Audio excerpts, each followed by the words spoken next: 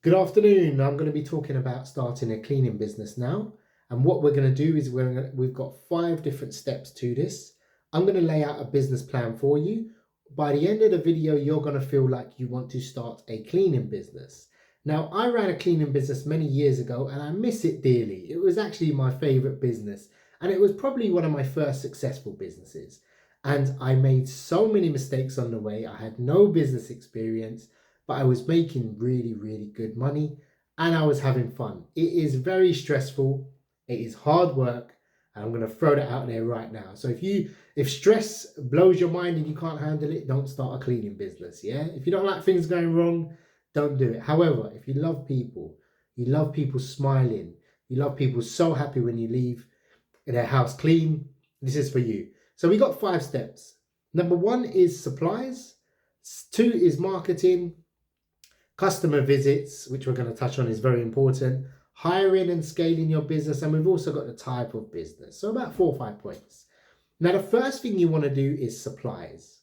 So what we're going to touch on is the cost of everything, roughly. So you've got an idea. You can start this with thousands. You can start this with even 10, 20 pounds. Like, it's totally up to you. You get out of it what you put in, basically, and you can speed things up. So number 1 is, I'll link a video in the top right in the description. Watch that. It's called Supplies or something like that, what I use. So I went to the shops local to me. I think it was Home Bargains or one of those cheap shops. And I got a plastic box. It was big, you hold it like this. And I brought everything you can imagine. The box probably cost me about £20. So I had sponges, about 5, 6 cloths. Number 1 tip is you're going to need a lot more cloths than you think. Something for the bathroom to clean, something for the shower, bathroom, something for the kitchen, also something for the floors. We didn't bring a vacuum. I didn't bring a mop. Every house had one. My insurance didn't cover me to carry a vacuum just in case of allergies. So you want a box of supplies. Watch that video. It will show you exactly what I used and what I needed. Sometimes you go to different homes and it will be, how can I put it? They'll have granite worktops or something and you need a specific granite cleaner to clean the worktops. Anyway, probably the most important on the second point is marketing. So your business plan as a cleaning business owner is to actually bring customers in. Now, the good thing with cleaning businesses, it's in demand. Customers will come to you. Very rarely, you can advertise online and people will start calling you and you'll have enough business to reject jobs, believe it or not. And what I done when I started, I put an advert out on Gumtree. So I want you to go onto Google, type your area. So write cleaning company or cleaning business or cleaners in and put your location. So you might want to put, I don't know, Potter's Bar and see what comes up in the search. Typically it's some big franchises and some ads. But there'll also be websites like Gumtree, there'll be bark.com, there'll be, Checkertrade, those sort of websites. Now you want to list on those eventually. Some of them you can list straight away. Some of them give free listings. I found Mumsnet. Mumsnet is a forum that brought a lot of businesses. I think I paid £10 for an ad. Believe it or not, I still get calls and emails about a cleaning business. Like people are like, we need a cleaner for Saturday. And I'm like, whoa, that business closed a long time ago, mate. And it's still, the advertising online works. And that's what's going to bring you in. I would say start off with like Gumtree. Don't go too deep into social media because the first port of call is that people you either ask for recommendations, and we'll touch on recommendations because that's something I won a lot of business on. So you want to advertise on these websites. Gumtree, always have an advert on. It ranks well in most locations. Just have an advert on. I think one ad brought me like 28 customers or something, 28 inquiries. And you pay £5 to £10 a month. So always have that running. I found bark.com was quite cost effective when you start off. There were sites like Checkertrade and Find My Builder or something like that, or whatever they're called. They yielded some results, but it's quite costly as well. I didn't do too much on PPC, but the business grew so fast it was just referral based after that. And I had too many customers at that stage, which is never a problem, but you want quality customers. So I started off charging a very low rate. I think it was like £10, £12 an hour. And I went to a lady's home, cleaned it. She was very happy. She gave us a tip. And I won't bore you the whole story. And I was like, I quite enjoyed that. It was a bit of cash in hand and, I moved from there, and there was more people coming in, and you won some big contracts, etc. From there. So marketing wise, that's what you want to do. You can leaflet drop as well, and they're quite cost effective, and you can target a specific location. So you could. It takes a long time to deliver these. Believe me, you might print off 1,000 like I did, and then be like, "Whoa, I can't print these off." Me and my dad used to go around and drop them off, go for a walk. So that's also something. You can also recommendation your place of work. Um, you can build a social media page. It takes a long time. You can run ads.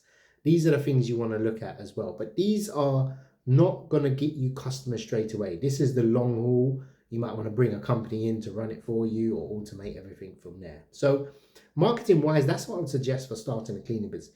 You will, I guarantee you, get customers just by posting on Gumtree and buying leads from bark.com or sites similar to that. There's loads out there. I think there's one, it's the Rabbit, TaskRabbit. That will bring you some customers as well. Pricing, I would definitely start at around £20 an hour. You might think, who's going to pay £20 an hour? Years ago when I was doing it, it was very much a £10 to £12 an hour type of rate. And that's what I started with. Now, when you evolve the business, you'll definitely start charging per job, which is what I want most people to do. I don't want you to be charging per hour because it's more cost effective to go to a home and say, look, do you want it long term? Okay, great. We take long term customers on. It's going to cost you £600 a year, and then you'll obviously clean it in your time, whatever the price is. Rather than per hour, your business will not grow. You won't become more profitable because you've only got a certain amount of time in the week and staff. So you need to maximize. The only way to increase profit is to charge more, basically. I would start off at the £15 to £20 per hour. Yeah. And you can do the first clean half price. People tend to only book you for one clean and say, oh, we need a one-off clean just to try you. And then if you're good, they'll say, oh, can you come back next week? Yeah. And what we're going to talk about now is customers. So every single customer I had was fantastic. Beyond hospitable, so kind, they were great. Like I thought when I started a cleaning business, what I'm going to have to do is go to really dirty homes, clean it, break my back, etc. There were some end of tenancy cleans, which are quite profitable, quite competitive as well. I would say I had a few estate agents that would have me on a list, and then they would call me up and they would obviously pass me jobs from there. So you can do that as well. So pricing wise or customer visit. So what I done was I had my adverts out. Somebody would call me and say, tomorrow I need a clean 3-bed house. It takes 2 hours to clean. When I get there, the place is a mess. It's, clutter everywhere. They want everything done in 2 hours. And I'm like, I can't physically do this. I'm quite active, I'm quite fit, and I can't do this. So I'm going to say, look, this is going to take 3-4 hours, if that. And I say, oh, my last cleaner done it took 2 hours, blah, blah, blah. But the thing is, what I done to mitigate that, because that's a big problem. People try it on, they just want 2 hours worth of cleaning. Fine, that's what you want to pay, that's what you want. But you ain't going to get the whole house done. And every job is different. Some houses take 3 hours, some believe it or not, take 6 hours to clean. What I done was I offered a free walkthrough service. So what I done is I went there. They'll say, look, I'll pop over Saturday. They can meet me. Most of the time they're shocked that I'm a man because I'm cleaning. And I would have a clipboard and I would have it broken down in kitchen, bathroom, bedrooms, etc.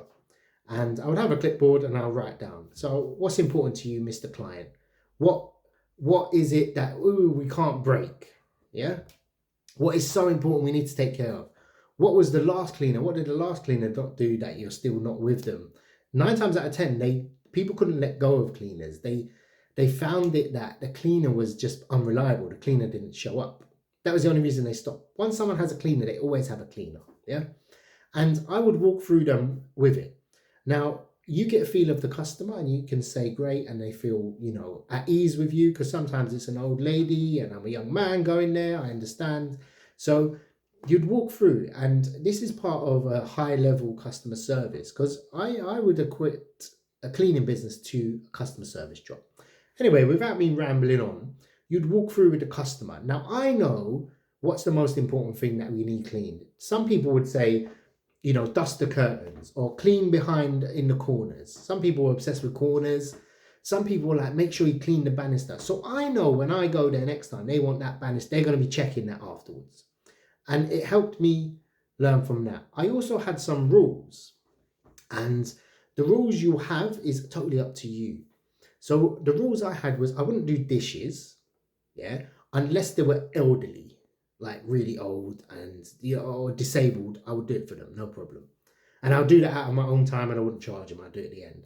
I wouldn't do ironing, and obviously not washing clothes. I ain't touching, other people's dirty clothes. That was me, and I offered that. I didn't tend to make beds as well, unless they were elderly. But most people assume that you're going to make beds. For some customers, I did. Some people didn't want me to go in their bedroom even. So that was the part of the clients, and every single one I loved. I went to one lady's house. She gave me 5 customers, and eventually she got me her church as well. So you had a commercial from there. I had a client who owned offices. He got me to clean their offices as well. So you win commercial contracts, and that's what makes your business more valuable as the time goes on. Now, once you get established, your schedule becomes the most important thing. Most people want their home cleaned on a Friday. So a Friday seemed to be the most popular day. Now you can put a surge charge on that. You can charge extra for a Friday, but I assume people work in the week, and people then obviously want their house cleaned on a Friday afternoon, so they have a nice home on the weekend and they can relax. So I assume that's what it was for. So when you move on, you slot up your calendar. So for example, I was charging £10-15 per hour, and I was doing a certain amount of hours a week. Now, customers are still calling me at this point. People are still referring, so I'm squeezing them in. I swear to you, I won't show off how much I made, but some days I would make £600 per day cleaning. Now, you might think, how can you do that if you're charging £10-15? What would happen is you'll have regular cleans. So I would have a 2-hour, a 3-hour, and a 4-hour booked for the day. But I would have 2 end of tenancies either side. And end of tenancies, depending on the size of the home, you can clean. Now, I'm out 16 hours, 18 hours. I recorded videos on this very early on in my channel, and you can see me Sunday morning. I'm out in the morning and I'm coming home at night and stuff like that. So if you're prepared to do that, listen, the money is there, yeah. And grabbing £20 into a new business, people might think, oh, I don't want to go clean someone's house for £20 or £50. Listen, it's more than you have right now, yeah. Be grateful for it. Take every bit of cash. You can reject the jobs later. You can say, look, unfortunately, I can't come and clean your home, etc. Your goal as a business owner or cleaning business is to grab cash as soon as possible. Yeah. Go do a good job. Trust me, there's no competition in cleaning. I will say this 100 times so you hear it. There's no competition in a cleaning business. Guaranteed. Yeah. You go there and you do an average job, they'll be like, you're amazing. While I was there, people were taking pictures, yeah, of what I've cleaned and sending it to their friends and saying, look how good this guy is. Because I've got a Turkish mum, and Turkish people clean the best. And when I was naughty, she used to make me clean. So I had a lot of practice. So I was really good at cleaning. So I had all the tips and tricks. And people would be like, you got all this, my glass is clear and stuff like that. So honestly, it was a lot of fun. And once you fill up your calendar per week, let's say one customer, think of it this way, profit-wise, could be worth 2.5 grand per year. So all you really need is 20 customers a year to make £50,000 or 40. 40 is a lot. And what happens is you'll end up with 10 customers and you'll lose one, or you don't want to go back to one. So you have to keep adding it on. But really and truly, once you get to that stage, you can start hiring. So what I done when I hired, it wasn't just hire and go there. So I was quite lucky. I had a really, really good young lady who used to do the business with me, basically a supervisor. But let's say, for example, let's say you've got 25 hours or 20 hours worth of cleaning, and that brings you in £300. You can essentially pay a worker 200 and then keep the profits. Obviously, you just giving you an example, it wouldn't be exactly like that. Now, what you have to do after that is you hire someone, but you don't just send them to the job and say, oh, I'm going to sit at home. What I done, and I found very, very useful, was I would go to each home. Now, remember my clipboard? I would have my clipboard and I would write down what's important. When I go with my cleaner and they'll be paid for it. And what I would do is I'll show them each home. I would say every week you're going to come back and you're going to clean here. And I'll just say to the client beforehand, look, my colleague is going to come with me and we're going to clean it together. And also it's much faster, so you can do more homes in that time. And you would teach them everything about the job. You'd obviously watch them and see if they're actually cleaning, blah, blah, blah. Now, after that, you'll be able to say, after 2-3 cleans, you'll be like, you know what to do. This is your job now. Yeah, I want you to be here. So you essentially become managing that person. Now, your job is to still go out, win new business, clean it, come back, and then put someone in place. Yeah, that's the business model I had. There are other types of business models. That's just what I done and what I had experience in. So I'm not going to obviously advise on stuff I've never done. You know, some people will just win loads of jobs and send loads of cleaners in and see, throw enough mud, it will stick. That's hyper growth, hyper risky, but you can grow very quick and you can make a lot of money in that. So that's more of the agency style model. I wanted to have a brand that I built and people saw it as a brand that you can understand. So I run an agency now, a recruitment agency, but I miss the cleaning business. And trust me, if you're looking for a business to start, I would highly recommend a cleaning business. Please, it's a good business. You could start off with a very low amount. You can probably get business from friends and family, and there was a lot of stigma around it. And it was my first successful business. I think that's why I'm so attached to it. And a lot of people have requested I make a more in-depth video. And I've often thought about, I had one business idea, but obviously I wouldn't have time to clean and I wouldn't probably want to clean at the moment. And I value my spare time, which I don't get a lot of.